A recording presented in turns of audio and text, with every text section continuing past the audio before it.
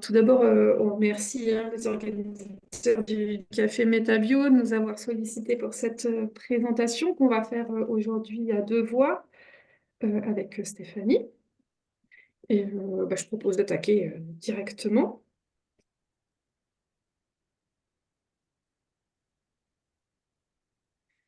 Donc, pour commencer, hein, vous le savez tous, on se situe à l'heure actuelle dans un contexte de forte mutation et aussi de crises multiples. Et il est essentiel de promouvoir une agriculture qui soit plus durable et en particulier qui puisse répondre à de multiples attentes, que ce soit bien entendu de garantir une production agricole en quantité suffisante, mais pas que, préserver l'environnement, la santé, les ressources naturelles aussi, dont fait partie la biodiversité, et tout en s'assurant que ces formes d'agriculture assurent le maintien d'un revenu d'une qualité de vie satisfaisante pour les agriculteurs. Donc, parmi les différentes formes d'agriculture qui s'orientent vers cette agriculture plus durable, on se pose la question du rôle que peut jouer l'agriculture biologique. En fait, les particularités ou un petit peu les fondements de l'agriculture biologique, c'est qu'elle s'appuie notamment sur la biodiversité et les processus écologiques. Et bien entendu, en réponse au cahier des charges, l'usage des intrants de synthèse sont bannis, ce qui fait que ça permet de réduire les impacts sur l'environnement et la santé. Néanmoins, il reste des problématiques associées à cette agriculture biologique et qui sont à prendre en compte, avec le plus souvent des rendements qui sont moins élevés ou encore un temps de travail accru dans les parcelles. Donc aujourd'hui, pour évaluer et mieux comprendre les multiples fonctions de l'agriculture, il y a le concept de multifonctionnalité qui a été proposé. Alors, il date un peu, hein, c'est pas tout nouveau, mais ce concept de multifonctionnalité, qu'est-ce qu'on entend par là? C'est l'expression simultanée de multiples fonctions qui soutiennent la fourniture de différents services écosystémiques d'importance pour le bien-être humain, mais aussi par extension pour l'agriculture.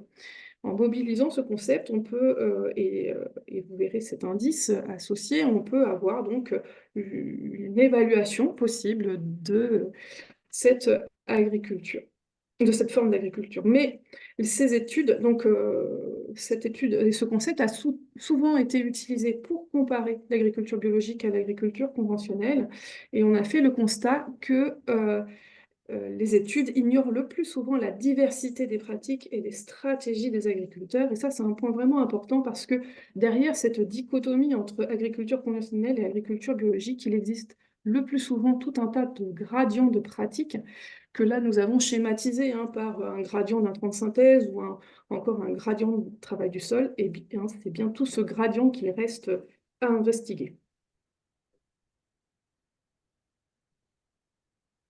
Alors, au-delà des pratiques agricoles et de leur diversité qui sont peu intégrées dans les études de la multifonctionnalité, on a également fait le constat que les études sur la multifonctionnalité de l'agriculture, elles prennent peu en compte le rôle de l'environnement paysager des cultures. Et ça, c'est assez problématique dans le sens où tous les travaux qui ont pu être menés en écologie et plus particulièrement en écologie des paysages montrent que les caractéristiques du paysage, et en particulier l'hétérogénéité des paysages, est un facteur clé à la fois pour expliquer les patrons de biodiversité et également pour expliquer les processus écologiques qui peuvent être portés et soutenus par la biodiversité dans les paysages agricoles.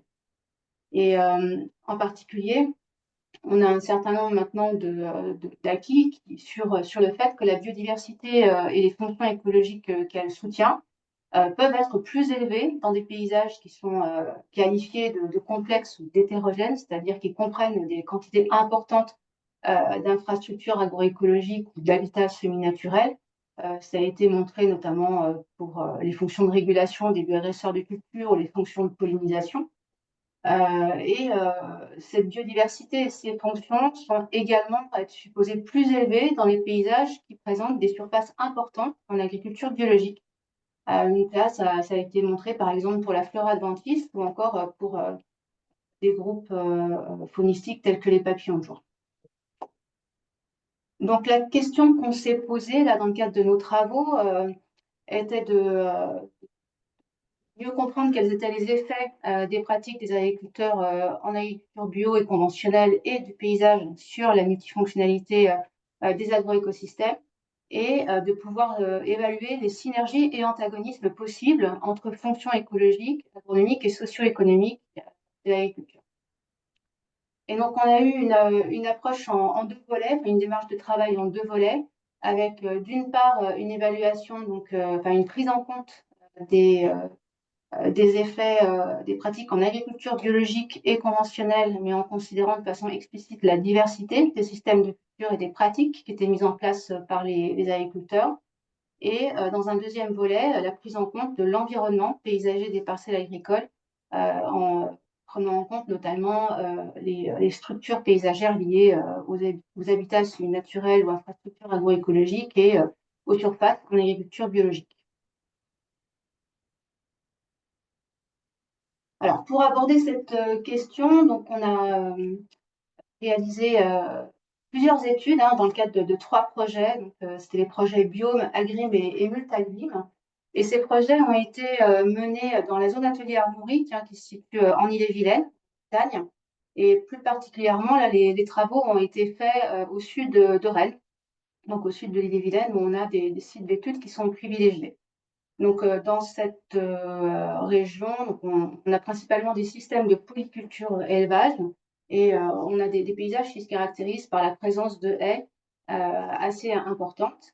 Et donc, dans ces sites d'études, on a sélectionné, on a échantillonné 2 années de suite 80 parcelles de céréales d'hiver, 40 parcelles en 2019 et 40 parcelles en 2020, dont la moitié en agriculture biologique. Et une autre particularité de ce dispositif, c'était d'avoir sélectionné ces parcelles de façon à ce qu'elles soient distribuées le long d'un double gradient paysager qui était indépendant. Donc un gradient de densité croissante de haies dans l'environnement paysager des parcelles et un gradient de surface croissante en agriculture biologique dans le paysage environnant. Et donc là, on a décrit ce paysage dans un rayon circulaire qui allait jusqu'à 1 km de rayon autour des parcelles échantillonnées. Donc, pour pouvoir décrire et estimer la multifonctionnalité,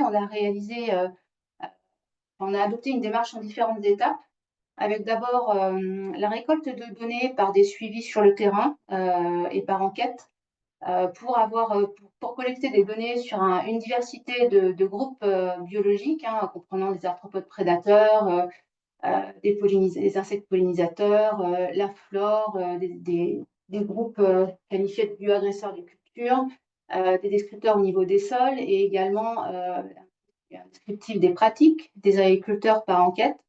L'objectif de ce recueil de données étant ensuite de pouvoir produire des indicateurs, des proxys d'un certain nombre de fonctions, elles-mêmes décrivant des biens ou des performances agroécosystémiques. Donc, je ne vais pas forcément rentrer dans le détail, mais en gros, les biens ou performances agroécosystémiques que l'on a considérés étaient la conservation de la biodiversité, la pollinisation, la régulation des bioagresseurs de culture, le maintien des cycles de nutriments et de la structure des sols, la production agricole et les performances socio-économiques des systèmes sur lesquels on travaillait, avec à chaque fois un certain nombre d'indicateurs tels que diversité faunistique et floristique, abondance d'insectes pollinisateurs ou d'insectes prédateurs de bioagresseurs, par exemple. Pour la production agricole, on a considéré le rendement comme un indicateur. Et pour les performances socio-économiques, on a pris en compte des descripteurs de temps de travail des agriculteurs et également de marge semi-nette des agriculteurs. Donc, si je reviens aux biens ou performances agroécosystémiques, la dernière étape a été ensuite de produire des indices synthétiques qui permettaient d'agréger l'information pour évaluer un niveau de multifonctionnalité. Alors, soit un niveau moyen de multifonctionnalité, soit un niveau de multifonctionnalité qui exprime l'expression d'une diversité de fonctions plutôt qu'un nombre ou un niveau moyen de fonctions au niveau des systèmes que l'on étudiait. Alors, donc là, je vais vous présenter le résultat d'une étude qui vient d'être publiée dans le Journal of Applied Ecology par qui a été réalisé par Sébastien Boineau, qui était un doctorant, un post-doctorant, pardon, chez nous. Et il a, dans un premier temps, évalué les différences entre culture en agriculture biologique et culture en conventionnel euh, en termes de multifonctionnalité, décrite de façon synthétique par des indices, ou en termes d'indicateurs de fonction ou de performance agroécosystémique. Donc là, la figure, elle montre les effets de l'agriculture bio sur ces différentes variables, avec donc vers la droite des effets qui sont identifiés comme positifs, vers la gauche des effets identifiés comme négatifs, et tous les points qui sont en gris, là, sont des effets non significatifs. Et donc, en gros, ce que Sébastien a pu montrer, c'est que les indices de multifonctionnalité étaient comparables dans les systèmes en agriculture biologique et conventionnelle. Donc ça c'était assez cohérent avec ce qu'on avait pu voir par ailleurs. Mais par contre, il a également fait le constat qu'il y avait des différences quand même entre fonctions. Si on sortait de cet indice agrégé et qu'on allait voir un petit peu plus en détail au niveau des indicateurs de fonction et de performance. Donc, un des premiers résultats était que les fonctions écologiques qui sont portées par la biodiversité, elles sont plus élevées dans les systèmes en agriculture biologique. Et c'est en particulier le cas pour les fonctions de conservation de la biodiversité ou de régulation des bioagresseurs des cultures. Donc, cet effet positif du bio est un petit peu moins marqué, enfin, il est moins marqué pour les fonctions liées au sol. Donc ça, on a fait l'hypothèse que c'était peut-être lié au fait que le travail du sol est plus fréquent et pas forcément favorable à l'expression de ces fonctions. Un résultat important est qu'on a observé un antagonisme fort entre les fonctions de conservation de la biodiversité et de production agricole. Et ça aussi, c'était cohérent avec les travaux qui avaient montré ça par ailleurs. Et enfin, on a observé que les performances socio-économiques étaient similaires ou plus élevées dans les systèmes en bio et en conventionnel. Donc, similaires par rapport au temps de travail, hein, qui était le même pour les agriculteurs en bio ou en conventionnel, et des performances plus élevées concernant la marge séminette, qui était plus élevée chez les agriculteurs, probablement en raison de coûts de production plus faibles et de prix de vente plus élevés pour ce mode de production. Alors derrière cet effet, cette absence d'effet plutôt de l'agriculture biologique sur l'indice de multifonctionnalité, on s'est dit qu'on pouvait aller plus loin que cette opposition classique conventionnelle versus agriculture biologique en explorant cette fois les pratiques et les gradients de pratiques. Donc en fait, ce qu'on a fait, c'est qu'on a décrit les 40 parcelles. Donc là, c'est une étude qui se focalise sur les données de 2019. Donc on a décrit les 40 parcelles, dont la moitié était en agriculture biologique, par différentes pratiques, au moyen d'une analyse multivariée, en tenant compte notamment de la date de semis, du précédent cultural, la présence ou non de cultures intermédiaires, de labour, mais aussi des quantités d'intrants, que ce soit organiques ou minérales, des indices de fréquence de traitement, ou encore du nombre d'interventions, nombre de travail du sol effectué dans la parcelle. À partir de l'ensemble de ces pratiques et de cette analyse multivariée, on a fait une classification ascendante hiérarchique, ce qui nous a permis de classer nos parcelles et de caractériser 5 types de systèmes de culture. Donc le premier résultat qui est assez intéressant, c'est qu'on a plutôt bien discriminé nos parcelles en agriculture biologique, puisqu'on a réussi à discriminer 3 groupes en agriculture biologique, donc qui sont représentés en rose hein, sur le graphique. Et on a un groupe en agriculture conventionnelle et de manière assez intéressante, un groupe mixte qui est le groupe numéro 4, dans lequel, en fait, c'est un système de culture qui regroupe à la fois des parcelles en agriculture biologique et en agriculture conventionnelle et qui se caractérise notamment par un précédent maïs, du labour systématique, encore des niveaux modérés d'intrants. Ces 5 groupes, si on, je ne vais pas forcément rentrer dans les détails hein, de ces 5 groupes, mais si on retient 2 grands axes qui peuvent définir ces groupes, bah, c'est qu'on voit, donc c'est le petit graphique hein, sur l'apport en azote, en unité d'azote, eh bien on voit qu'il y a un apport croissant entre le groupe 1 par rapport au groupe 5, hein, avec le groupe 1 qui est vraiment à faible niveau d'intrants, il est là d'origine organique, jusqu'au groupe 5 où il y a vraiment beaucoup d'intrants. là pour le coup minéraux. Et puis aussi, on peut distinguer les groupes en fonction notamment du nombre d'interventions dans la parcelle, avec les groupes 1 et 2 qui ont finalement des assez faibles nombres d'interventions dans la parcelle. Par intervention dans la parcelle, c'est toutes les opérations qui ont été faites du semis jusqu'à la récolte, sans forcément différenciation. Et donc, ces groupes 1 et 2 s'opposent aux groupes 3, 4 et 5, où là, il y a des niveaux plus élevés d'intervention. Quand on compare maintenant ces 5 groupes, donc là, c'est la diapo suivante en termes de multifonctionnalité. Donc, c'est le graphique qui vous est présenté en haut à gauche, où on retrouve un petit peu le même code couleur, mais je m'excuse, c'est pas tout à fait exactement les mêmes couleurs, peu importe. C'est quand même le rose pour le bio et le bleu en conventionnel et le blanc pour le groupe mixte. Et donc, ce qu'on peut voir, c'est qu'on retrouve quand même ces indices de multifonctionnalité qui sont globalement comparables. Il n'y a pas de distinction fondamentale entre bio et conventionnel, même si on constate que le groupe 3 est le groupe avec les niveaux de multifonctionnalité significativement plus faibles. Par rapport, en tout cas, à l'intérieur des groupes en agriculture biologique. Les 4 petits graphiques sur la droite vous représentent, si on peut appeler ça, les performances. C'est la conservation de la biodiversité, donc qui est plutôt autour de la performance écologique, si on peut dire. Vous avez en haut à droite la marge semi-nette qui vous est représentée, juste en dessous le temps de travail, et si on revient sur la gauche, c'est la production. De manière générale, quand on regarde là encore l'ensemble des 5 systèmes, on retrouve cet antagonisme fort entre conservation de la biodiversité et production, qu'on qualifie par le rendement.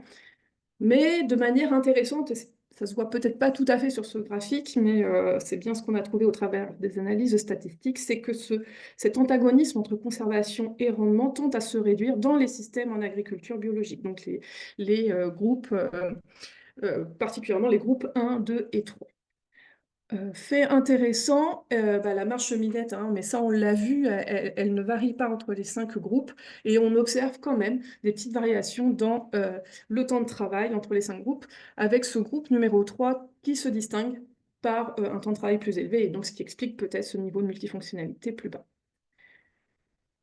Alors, la diapo suivante, voilà, donc maintenant si on dépasse ces systèmes de culture et qu'on rentre même au niveau des pratiques, qu'est-ce qu'on a montré? Eh bien, si on s'intéresse, alors c'est ce que j'ai essayé de schématiser sur le petit graphique en haut à gauche, on voit qu'au sein du bio, on peut augmenter la multifonctionnalité et au sein des parcelles en conventionnel, on peut également augmenter cette multifonctionnalité. Et comment, si je puis dire? Eh bien, parce que si vous vous rappelez bien, entre le groupe 1 et le groupe 5, c'était une quantité croissante d'intrants euh, apportés à la culture. Et puis, on retrouvait aussi une augmentation du nombre d'interventions. Et bien, nos résultats tendent à montrer qu'en bio comme en conventionnel, réduire la quantité d'intrants et le nombre d'interventions, eh bien, c'est plutôt favorable pour la multifonctionnalité. Et c'est un peu ce que vous illustre ce graphique, où vous avez une représentation de l'indice de multifonctionnalité en fonction du nombre d'interventions. Et donc cet indice de multifonctionnalité décroît avec le nombre d'interventions.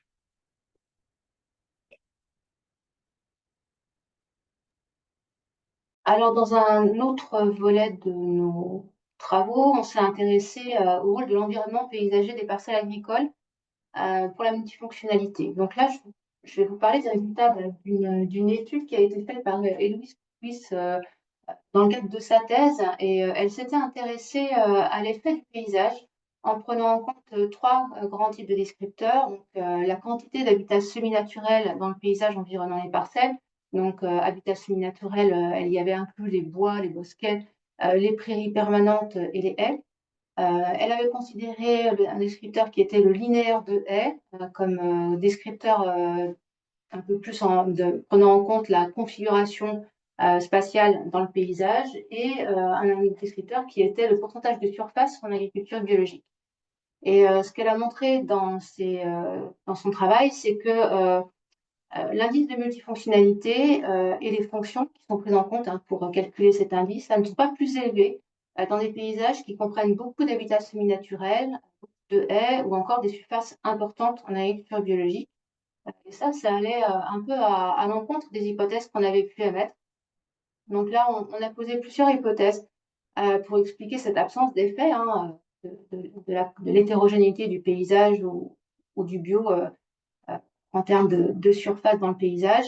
Donc la première, c'était peut-être un rôle des pratiques locales, à savoir que l'effet du paysage pourrait varier en fonction des pratiques mises en place localement par les agriculteurs. Il y a des éléments dans la littérature qui le suggèrent.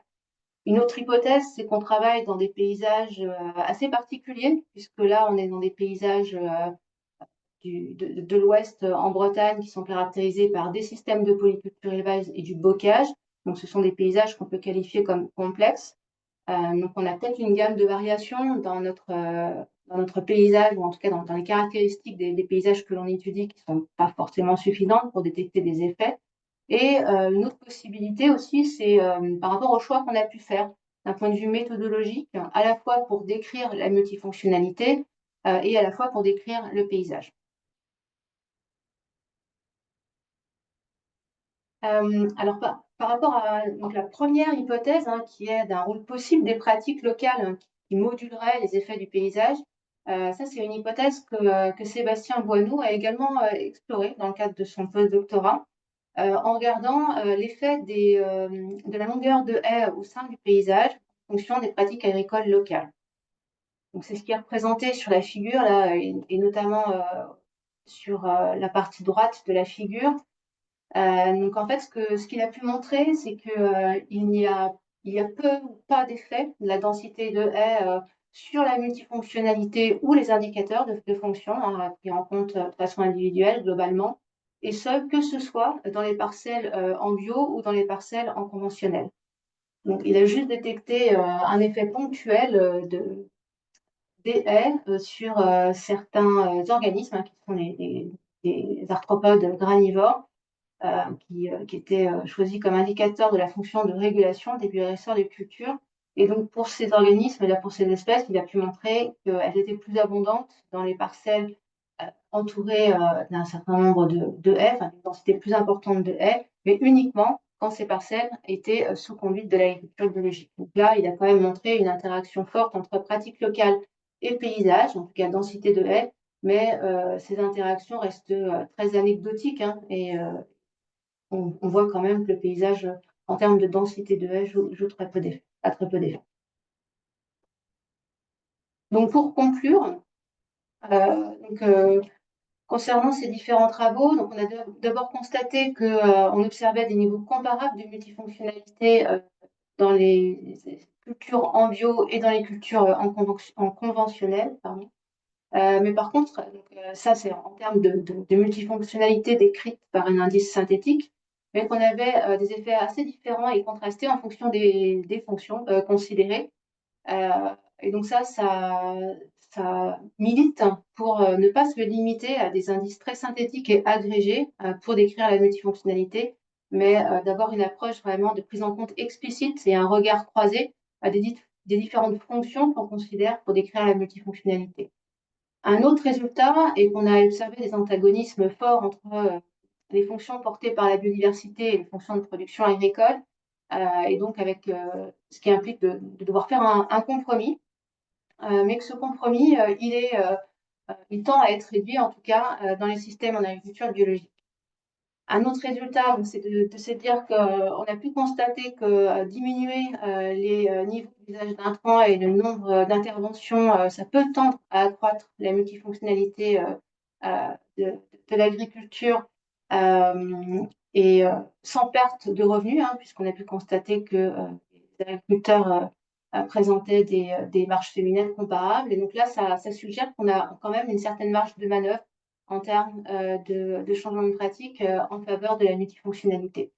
Et enfin, donc, concernant le rôle du paysage, hein, ce qu'on montre, c'est que l'hétérogénéité du paysage et les surfaces en bio n'ont pas d'effet marqué sur la multifonctionnalité tel que ça a été étudié, en tout cas dans nos études, et il serait peut-être nécessaire d'aller creuser quelque part ces effets paysagers là avec d'autres approches pour pouvoir conclure sur le rôle de paysage sur la multifonctionnalité. Et donc, ça a été évoqué en introduction par Servan, hein, donc, notre travail il a été lié au projet Multifunk. Et donc, ce qu'il faut savoir, c'est que nos résultats sont quand même assez cohérents avec ceux du projet, hein, qui concernait une analyse sur un nombre de parcelles beaucoup plus important, en intégrant une plus grande diversité de cultures et également de régions en France. Donc voilà. Et merci pour votre attention.